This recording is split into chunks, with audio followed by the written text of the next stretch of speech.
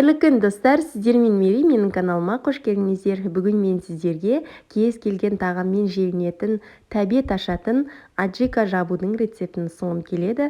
Бұл аджиканы қыстың күні қамыр ауқатпен жегенге өте таптырмас рецепт. Міндетті түрде осы видеоның соңына дейін қарап жасап көріңіздер. Алдымен біз керек заттарымызды дайындап аламыз. Мен барлығын жуып тазалап, сыртын ашып дайындап алдым. Бізге осындай қызанақтың етті, тәтті түрі қажет болады. Осы жерде айта кететінім, барлық керек заттарды видеоның астында описание деген бөлім болады. Сол жерден қарап жасап көріңіздер. Тәтті қызыл бұрыш және де сарымсақ, ащы қызыл бұрыш қажет болады. Алдымен біз қызанақтарымызды ет тартқыштан өткізетіндей етіп, майдалап турап аламыз. Міне видеоға қарап, мұқият жасаңыздар. Болгар бұрыштарымызды да ет тартқыштан өткізетіндей етіп, осындай бөліктерге бөліп аламыз. Барлығын турап алғаннан кейін банкамызды осындай мантоваркіде булауға қойып қоямыз 7-8 минутқа. Және қақпақтарын бөлек суда 4-5 минуттай қайнатып аламыз.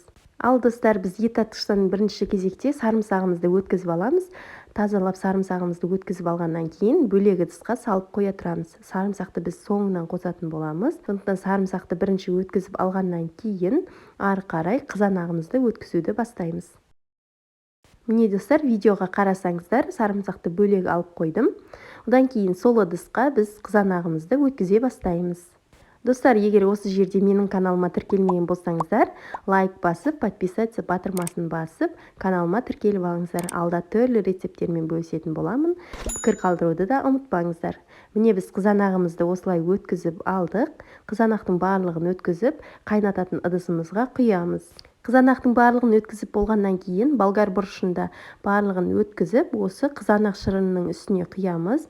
Және де ащы бұрышты да осы ет тартқыштан өткізіп алып, міне достар, осылай барлығын бір ыдысқа құямыз. Достар, осы рецептпен жасап көріңіздер, өкінбейсіздер, тағамдарыңызға қосып жесеңіздер, сіздерге ұнайды деген ойдамын. Міне осылай барлығын құйып алғаннан кейін жақсылап араластырып, оттың астын жағамыз. Қақпағын жауып 30 минуттай қайнатамыз. Сол аралықта араластырып тұруды ұмытпаңыздар. Міне осылай қайнай бастағаннан кейін оқжаумен міндетті түрде кезек-кезек араластырып тұрыңыздар. Асты жабысып қалуы мүмкін. Көбігін алмаймыз, алудың қажеті жоқ. Осы кезде оттың астын баяу қойып, осылай арасында араластырып тұрамыз. Отымызды баяу қойыңыздар және араластыруды ұмытпаңыздар. Асты жабысып қалуы мүмкін.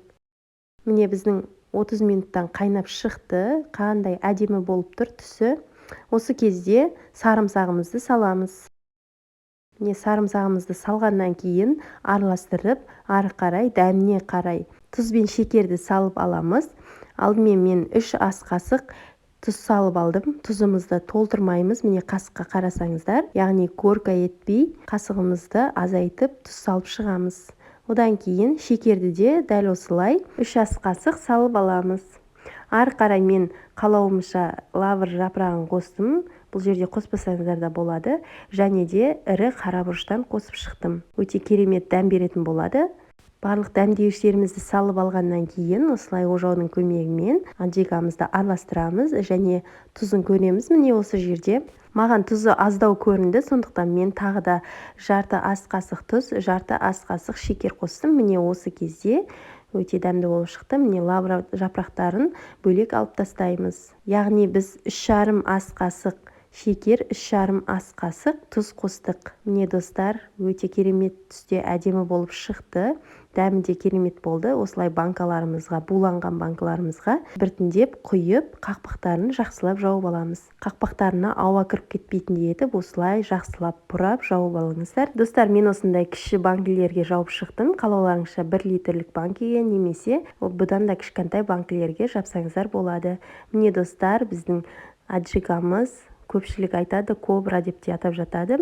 Қатты ащы болмайды, өзіне тән ерекше дәммен сіздерге ұнайды деген ойдамын. Достар, осы видеоны көріп отырсаңыздар, пікірге қай қаладан қарап отырғаныңызды жаза кетіңіз.